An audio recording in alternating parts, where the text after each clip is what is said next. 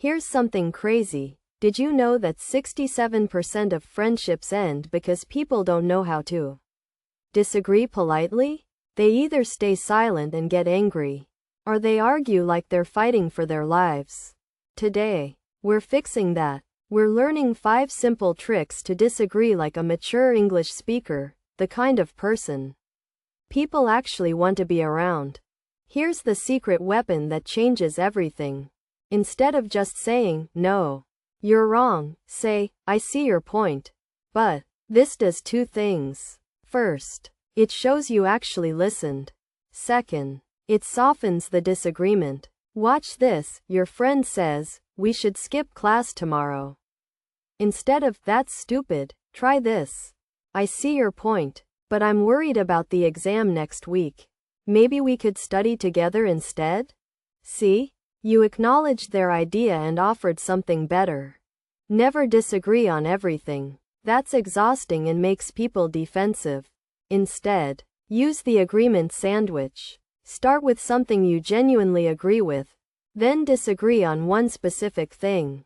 Then end positively. Example: your friend says, "Anime is better than Turkish dramas." You could say, "You're right that anime has amazing animation. However, I think Turkish dramas tell better stories. But honestly, both are entertaining, right?" Notice how you found common ground. That's powerful. These 3 words are your secret weapons. However, though, and however, I think, they're polite disagreement bridges. I agree that homework is difficult. However, I think we need to do it anyway. Or, you make a good point, though I see it differently.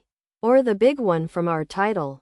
I agree. I see your point. However, I think we should try something else. These phrases literally signal to your brain and your listener that disagreement is coming, in a respectful way. It's like saying, "Warning. Opinion change ahead," instead of just attacking. Here's what kills polite disagreement: your tone. You can say, "I see your point," like you're actually interested. Or like you're a robot. The magic is in the delivery. Lean forward slightly. Slow down. Use a curious tone, not a dismissive one. When you say, "I see your point. However, I think," imagine you're actually excited to explain your idea. Not that you're proving someone wrong. Your friend will feel the difference. Your body language and voice matter more than your words. Actually, they matter about 60% more. That's science. Here's the pro move. Always end your disagreement by finding something to agree on.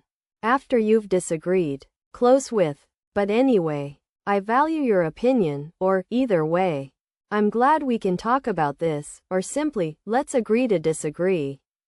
This tells your friend that disagreement doesn't equal rejection. You're still friends. You still care. This is the difference between a temporary argument and a damaged friendship. Real example: "I think we should invite everyone to the party.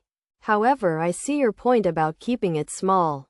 Honestly though, I'm just happy we're hanging out. Whatever we decide is fine with me." That's friendship. Intelligence right there.